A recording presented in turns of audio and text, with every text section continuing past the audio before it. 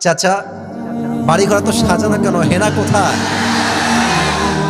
একদিন সময় আসবে তোমার জীবনে, হয়তো তুমি এসে বলবা, চাচা বাড়িঘর তো সাজানো কেন, হেনা কোথায়? আর চাচা বলবে, বাবা হেনার তো বিয়ে হয়ে গেছে, তুমি বাস খাও, তুমি গাঞ্জা খেয়ে ঘুরে বেড়াও। এটা আমি তোমাদেরকে মন প্রাণ থেকে বলছি, যুবক ভাইরা অলওয়েজ মাথায় রাখবা, পুরুষ মানুষ যতদিন টাকা কামাই করতে পারে সবার কাছে প্রিয় থাকে, আর যেই দিনে টাকা কামাই বন্ধ হয়ে যায় আপন মানুষগুলো সব পর হয়ে যায়। টাকা কামাই করো হালাল ভাবে, অনেক বেশি ব্যবসা করো, চাকরি করো, উদ্যোগ নাও, প্রতিষ্ঠিত হও জীবনে।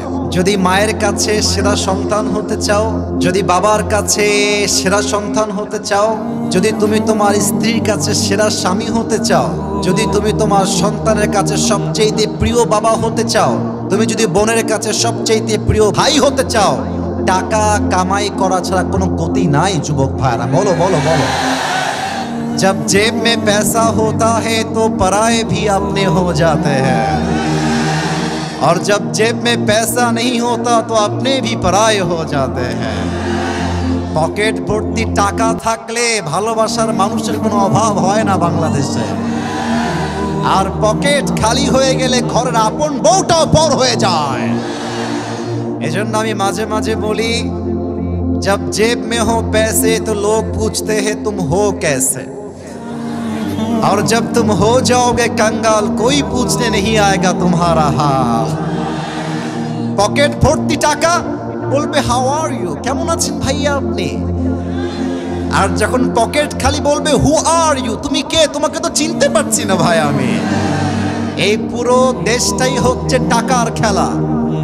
এই টাকার জন্য হাজার হাজার যুবক তার পছন্দের মেয়েকে বাংলাদেশে বিয়ে করতে পারে না, এবং এই টাকার জন্য আমি মেয়েদেরকে অসম্মান করে কথা বলছি না, সব মেয়েকে আমি আসিফ এক পাল্লায় মাপি না। অনেক মেয়ে টাকা দেখলে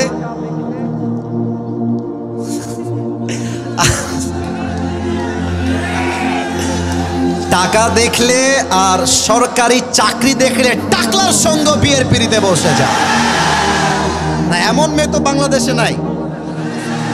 আরে নাই, আরে নাই রে ভাই। থাকলে আল্লাহ হেদায়েত দান করুক, পড়েন সবাই আমিন। এজন্য আমি বলি, পকেট শূন্য থাকা অবস্থায় যে আমাকে হালাল ভাবে বিয়ে করতে চাইবে সেই তো আমার ভালোবাসা পাওয়ার যোগ্যতা রাখে, আর যে আমাকে প্রতিষ্ঠিত হওয়ার পরে চাইবে, বুঝতে হবে সে আমাকে ভালোবাসে নাই, সে আমার অবস্থানকে ভালোবেসেছে।